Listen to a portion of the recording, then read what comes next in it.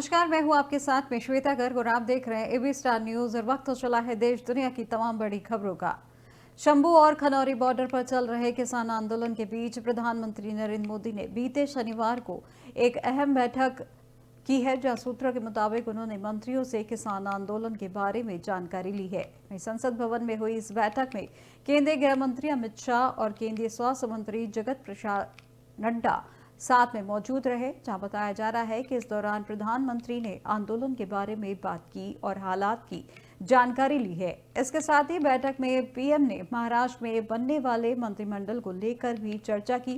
दरअसल किसानों पर लाठीचार्ज के बाद किसान नेता जगजीत सिंह डल्लेवाला ने कहा कि अगर किसान को कोई नुकसान होता है तो इसकी जिम्मेदारी मोदी सरकार की होगी। उन्होंने कहा कि डल्लेवाला से ज्यादा कीमती किसान की जान है। आपको यह भी बता दें कि 14 दिसंबर को हरियाणा पुलिस ने शंभू बॉर्डर से किसानों को हटाने की कोशिश की थी, जिस दौरान किसान पर आंसू गैस के गोले छोड़े गए थे और पानी की बौछारें भी की गई थी। वहीं पुलिस की इस कार्रवाई में कई किसान घायल भी हो गए थे। वहीं बंधेड़ ने आंदोलन की अगली रूपरेखा की घोषणा करते हुए कहा कि 16 दिसंबर को पंजाब को छोड़कर पूरे देश में ट्रैक्टर मार्च निकाला जाएगा।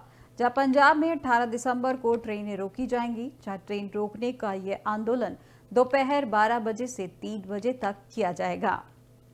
जेपी नड्डा और अमित शाह के साथ प्रधानमंत्री मोदी ने की है चर्चा। किसान आंदोलन को लेकर उन्होंने यह चर्चा की है, जहां पर बताया जा रहा है कि कुछ किसान घायल हो गए थे, जिसके जिम्मेदार प्रधानमंत्री को ठहराने की बात कही गई थी, जिसके चलते अब इसके बाद प्रधानमंत्री मोदी ने जेपी नड्डा और अमित शाह के साथ बैठक की है और इस पर चर्चा की है।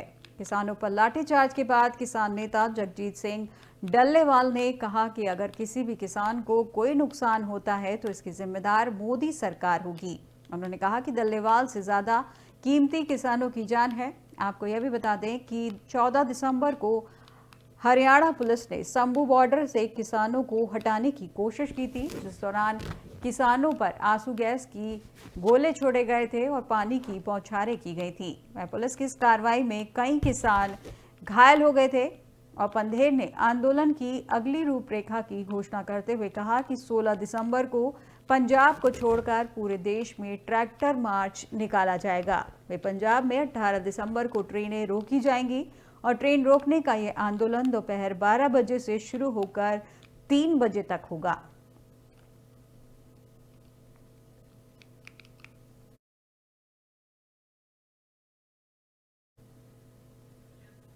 केंद्र सरकार ने वन नेशन वन इलेक्शन की तैयारी में जुटी हुई है, जब विपक्षी दलों की रुख भी अब इस मुद्दे पर स्पष्ट नहीं है। कांग्रेस के बड़े नेता अभी तक इस मसले पर चुप्पी साधे हुए हैं। हालांकि अखिलेश यादव और कर्नाटक के मुख्यमंत्री Siddaramaiah one nation one election का विरोध कर चुके हैं। वे केंद्र सरकार वन नेशन वन इलेक्शन से जुड़े 2 बिल लोकसभा में आज पेश कर सकती है, जहां पर केंद्रीय कानून मंत्री अर्जुन राम मेघवाल सदन में 129वां संविधान संशोधन बिल पेश करेंगे। वन नेशन वन इलेक्शन के लिए गठित कमेटी ने अपनी रिपोर्ट सरकार को सौंप चुकी है। इसके अलावा 12 दिसंबर को केंद्रीय कैबिनेट से मंजूरी भी मिल चुकी है। तो इसके बाद इस बात की पूरी संभावना है कि केंद्र सरकार आज लोकसभा में इस बिल को पेश कर सकती है।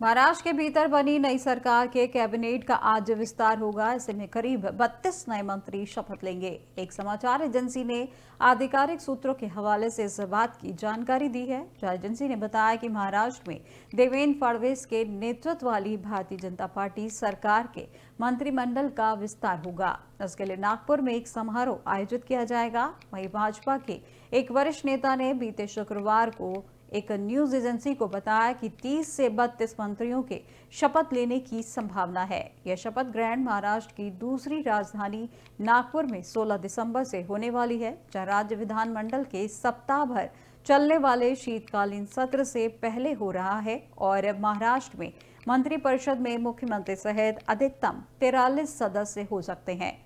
5 दिसंबर को मुंबई में एक भव्य समारोह में देवेंद्र फडणवीस ने मुख्यमंत्री पद की शपथ ली थी। उनके साथ शिवसेना नेता एकनाथ शिंदे और एनसीपी प्रमुख अजीत पवार ने भी उप मुख्यमंत्री के रूप में शपथ ली थी। शुक्रवार को राज्य भाजपा प्रमुख चंद्रशेखर बावनकुले ने मंत्रिमंडल गठन को अंतिम रूप देने के लिए उप मुख्यमंत्री शिंदे और अजीत पवार से अलग से मुलाकात की थी, जहां अजीत पवार के दक्षिण मुंबई स्थित देवनागरी बंगला में ये पार्टी नेताओं से गहन चर्चा हुई है।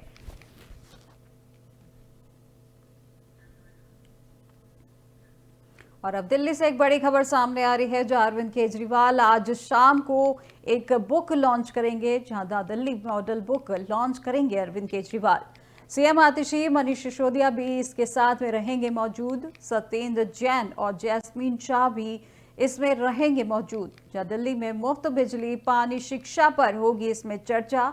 जहां दिल्ली में महिला बस सेवा जैसी बातों पर की जाएगी चर्चा। वहीं आगामी विधानसभा चुनाव से पहले बुक लॉन्च होगी और आप नेता जैस्मिन शाह ने लिखी है ये द दिल्ली मॉडल बुक। इस वक्त की बड़ी खबर दिल्ली से आपको बताई जा रही है, जहां पर आज शाम को अरविंद केजरीवाल एक बुक की लॉन्चिंग करने वाले हैं, जिस बुक की लॉन्चिंग को चलते सभी पार्टी पदाधिकारी साथ में मौजूद रहेंगे। इसमें सीएम आतिशी के साथ में होने की संभावना बताई जा रही है। आपको बता दें कि ये अरविंद केजरीवाल जो आज शाम को बुक लॉन्च करने वाले हैं, वो द दिल्ली मॉडल बुक को लॉन्च करने वाले हैं, जहां सीएम आतिशी, मनीष सिसोदिया भी इसमें मौजूद रहेंगे।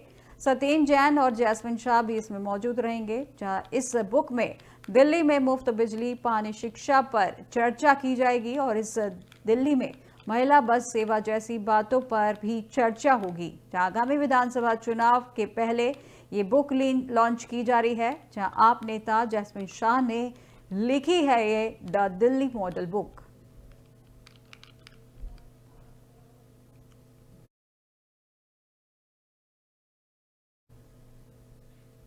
और अब उत्तर प्रदेश से एक बड़ी खबर सामने आ रही है, जहां पर यूपी विधानसभा सत्र से जुड़ी एक बड़ी खबर सामने आ रही है, जहां आज सर्वदलीय बैठक बुलाई गई है, जहां सीएम योगी बैठक में मौजूद रहेंगे। इस वक्त की बड़ी खबर आपको उत्तर प्रदेश से बताई जा रही है, जहां पर यूपी विधानसभा सत्र से जुड़ी ये बड़ी खबर आपको दिखाई जा रही है, जहां पर आज सर्वदलीय बैठक बुलाई गई है और सीएम योगी आदित्यनाथ भी बैठक में मौजूद रहेंगे, जिसमें यूपी विधानसभा से संबंधित बातों पर चर्चा की जाएगी और उससे आगे की रणनीति तैयार की जाएगी कि किस तरीके से आने वाले चुनावों पर वो अपनी रणनीति बना सके और अपने पक्ष में फैसला ला सके। यूपी विधानसभा सत्र से जुड़ी ये बड़ी खबर आपको दिखा रहे हैं, जहां आज सर्वदलीय बैठक एक बुलाई गई है, जिसमें उत्तर प्रदेश के सीएम योगी आदित्यनाथ भी इस बैठक में मौजूद रहेंगे।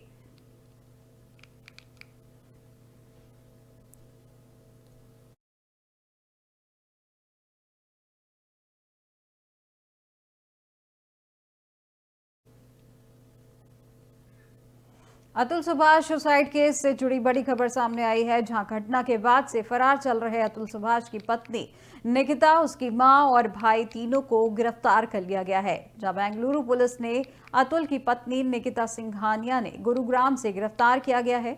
वहीं निकिता की मां और भाई की गिरफ्तारी प्रयागराज से हुई है। तीनों को कोर्ट में पेशी के बाद बेंगलुरु पुलिस अपने साथ ले जाने की तैयारी कर रही है। इस वक्त की बड़ी खबर आपको बता रहे हैं, अतुल सुभाष मर्डर केस में एक बड़ी बात सामने आई है, जिसमें तब से फरार चल रहे अतुल कुमार की पत्नी और उसकी मां को गिरफ्तार किया गया है। जहां पर अतुल सुभाष सुसाइड केस से जुड़ी एक खबर सामने आई है, जहां घटना के बाद से फरार चल रहे अतुल सुभाष की पत्नी निकिता, उनकी मां और भाई तीनों को पुलिस ने गिरफ्तार कर लिया है। जब बेंगलुरु पुलिस ने अतुल की पत्नी निकिता सिंघानिया ने गुरुग्राम से उनको गिरफ्तार किया गया है, वहीं निकिता की मां और भाई को प्रयागराज से गिरफ्तारी की गई है। तीनों को कोर्ट में पेशी के बाद बेंगलुरु पुलिस अपने साथ ले जाने की तैयारी में है।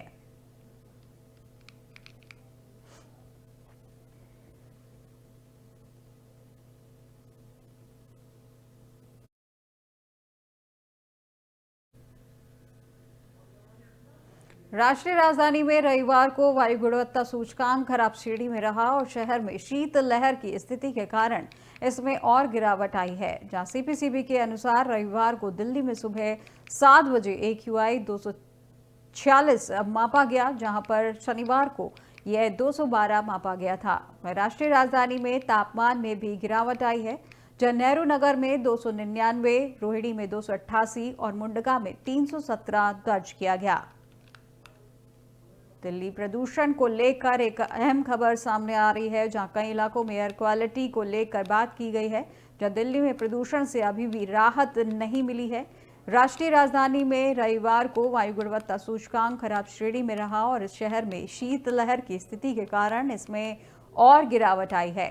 जहां सीपीसीबी के अनुसार रविवार को दिल्ली में सुबह 7 बजे AQI 246 मापा गया है, वहीं शनिवार को यह 212 मापा गया था। राष्ट्रीय राजधानी में तापमान में भी गिरावट आई है, वहीं नेहरू नगर में 299, रोहिणी में 288 और मुंडका में 317 दर्ज किया गया।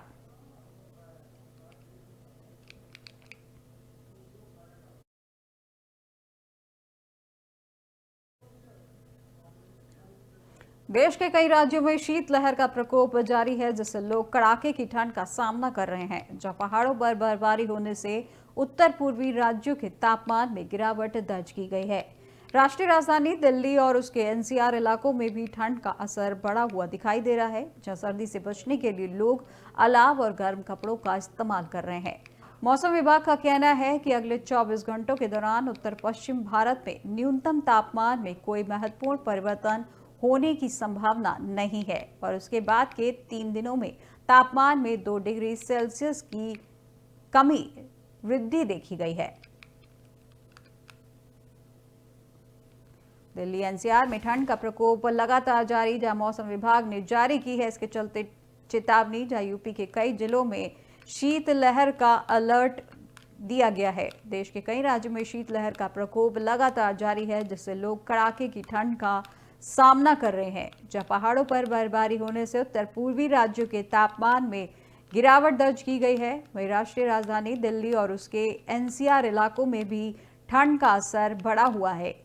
सर्दी से बचने के लिए लोग अलाव और गर्म कपड़ों का इस्तेमाल कर रहे हैं। जहां मौसम विभाग का कहना है कि अगले 24 घंटों के दौरान उत्तर पश्चिम भारत में न्यूनतम तापमान में कोई महत्वपूर्ण परिवर्तन होने की संभावना नहीं है और उसके बाद 3 दिनों में तापमान में 2 डिग्री सेल्सियस की वृद्धि होगी।